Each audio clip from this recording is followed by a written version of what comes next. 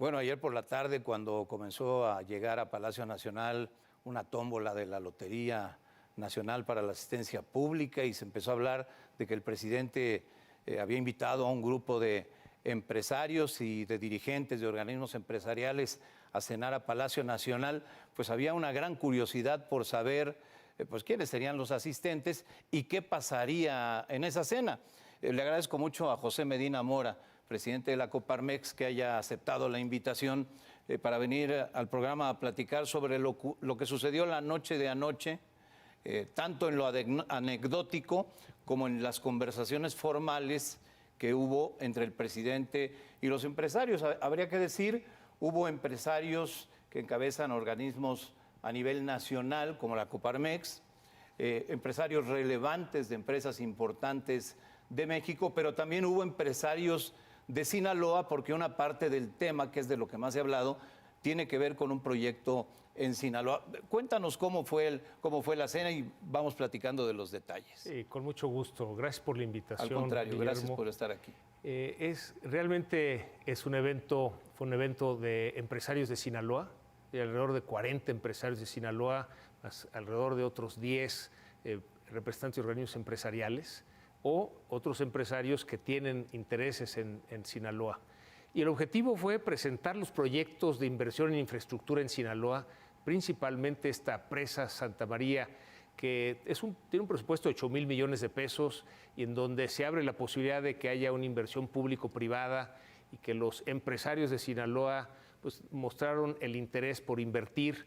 Llevan ya un trabajo previo con su gobernador, estuvieron acompañados por el gobernador de Sinaloa, de tal manera que hay en esa decisión de inversión conjunta, por lo pronto en esta presa Santa María, para llevar agua a ciertas poblaciones y a distritos de riego.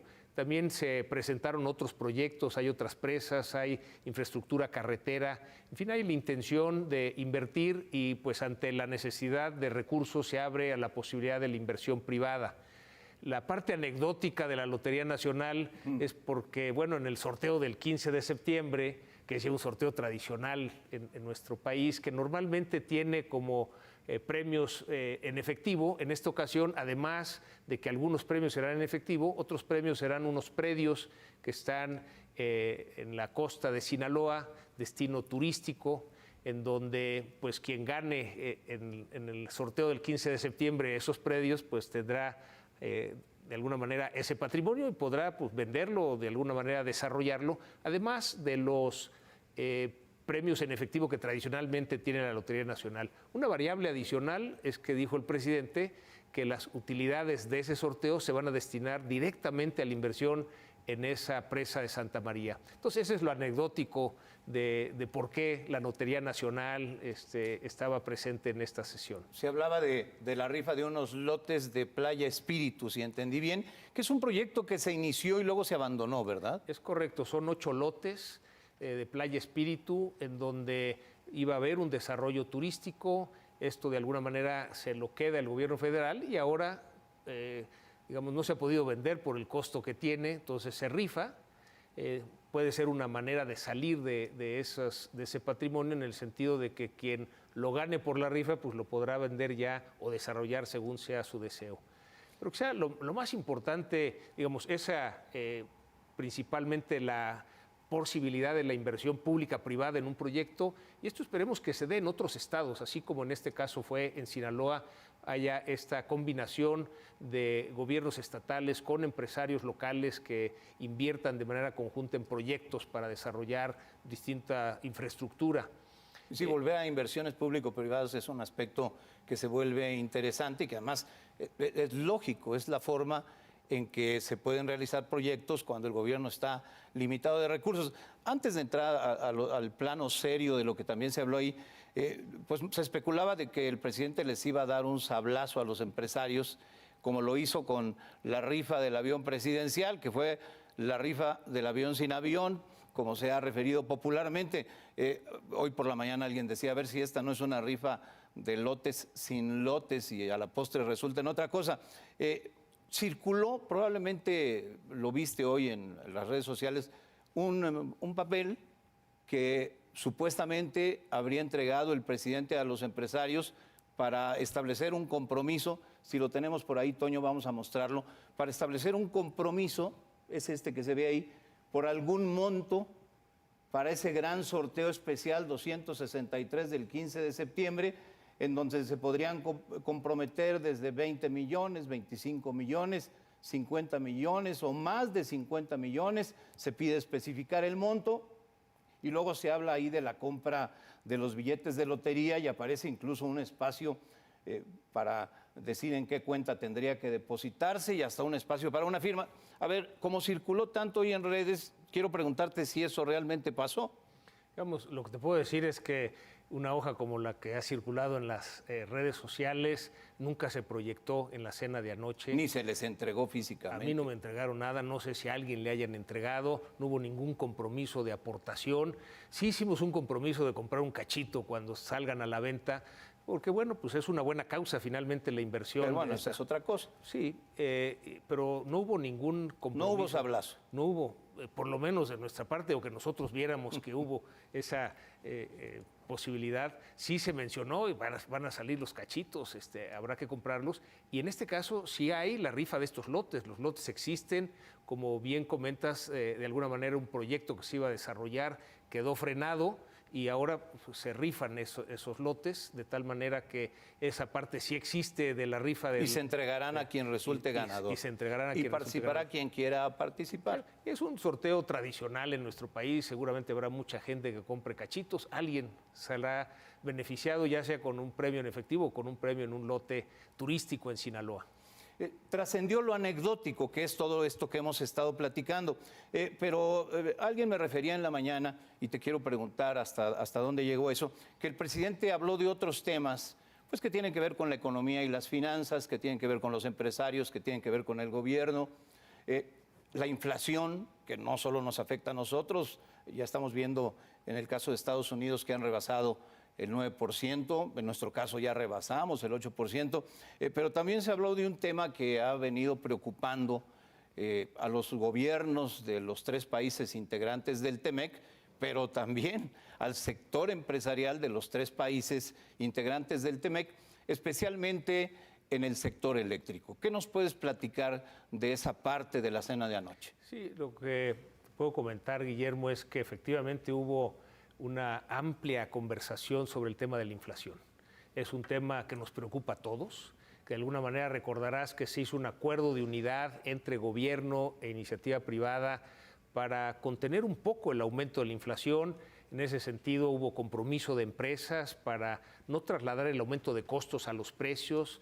Hubo compromisos del gobierno federal, principalmente en el subsidio de gasolinas y diésel, pero también en las tarifas eléctricas en esta temporada. Se está llevando un seguimiento puntual a 24 productos. De hecho, el día de hoy hubo una reunión que tenemos frecuentemente con la Secretaría de Hacienda para ir revisando cómo va el avance de este acuerdo de unidad. Lo que comentamos es que, aunque sea poco lo que podemos hacer, vale la pena, y efectivamente en México llegamos ya al 8.16, pero cuando volteamos a ver que en Estados Unidos están en 9.1, que países de Europa están en 10, 12% y que Brasil está en 16%, pues quiere decir que lo que se ha hecho, aunque pudiera parecer poco, ha servido para que la inflación no suba tanto. Seguimos trabajando en buscar nuevas maneras de que se pueda contener un poco la inflación. Se detecta, por ejemplo, que una buena parte es en alimentos y claro, derivado de la invasión de Rusia en Ucrania han escaseado alimentos, se estará viendo posibilidades de importar ciertos alimentos para bajar precios, pero también algunas de las acciones que se pensaron en el mediano plazo, como es el producir en nuestro país fertilizantes, necesitamos una mayor productividad en el campo, también el sembrar maíz para no tener que importar tanto y más a largo plazo la extracción de gas natural. Entonces son medidas que van a ayudar, pero son más en mediano y largo plazo. Ahí te diría que se refrendó el compromiso con el presidente por parte de los organismos empresariales, de la iniciativa privada, de seguir adelante con este acuerdo de unidad entre el gobierno y la iniciativa privada. Platícame sobre el TEMEC. Bueno, hoy seguramente habrás leído algunas columnas en las que se ha llegado a especular de que ese gran anuncio que haría el presidente el 16 de septiembre sería anunciar la salida del TEMEC porque se pretende violar la soberanía de México. Vaya, ha llegado a ese exceso la suspicacia, ¿no? O la especulación. El presidente hoy dijo que no saldremos del acuerdo de libre comercio, lo dijo claramente en la mañana, aunque el presidente también juega con este discurso que le abona políticamente del nacionalismo y del cuidado de la soberanía.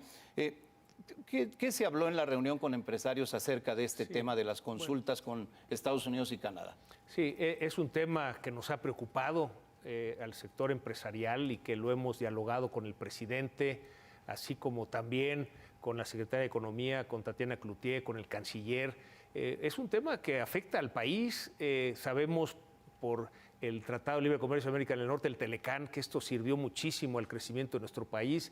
Esta nueva versión modernizada en el TEMEC, que acaba de cumplir 2 años de iniciar su implementación, nos sigue ayudando y por eso es importante para nuestro país. Consideramos en Coparmex que México debe seguir perteneciendo a la región más competitiva del mundo y para eso tenemos que estar en el TEMEC.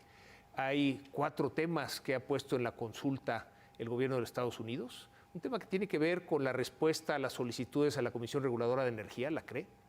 Un segundo tema que tiene que ver con un plazo que se le dio extra a Pemex para la producción de diésel sin cumplir la medición, la norma del azufre y que no se le dio a las demás empresas.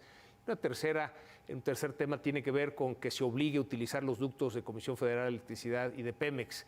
Esos 3 temas consideramos que son temas operativos que en el diálogo se podrán resolver. Hay un tema que es el orden del despacho, esto que establece la ley de la industria eléctrica, que recordarás estaba en la reforma constitucional que fue rechazada, está en esta ley de la industria eléctrica que 7 de los 11 ministros de la Corte consideran que es inconstitucional, sin embargo se requería un 8º voto que no hubo, por lo tanto la ley sigue vigente, pero también los amparos. Lo que esperamos desde el sector empresarial es que en el diálogo que establezca el gobierno mexicano con el gobierno de Estados Unidos y el gobierno de Canadá se pueda en esta primera instancia, que es la solicitud de consulta, resolver y sigamos dentro del TEMEC, no tengamos que ir a una segunda instancia, que son estos paneles que pudieran llevar a un posible arancel que pudiera ser perjudicial para las exportaciones mexicanas.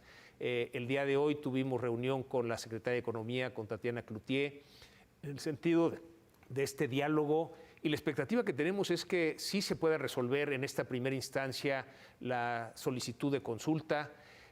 Nos parece que siempre que hay una relación tan intensa entre 2 países, en lo comercial, en lo político, en lo social, en lo familiar, recordemos que hay 1 millón de cruces cada día en la frontera, 300,000 vehículos que cruzan la frontera, la mayor parte de carga. Es lógico que haya estas inquietudes y bueno, cada país ejerce también su fuerza en la negociación y es lo que interpretamos que está sucediendo, pero con la confianza de que con el diálogo se logrará resolver esta consulta.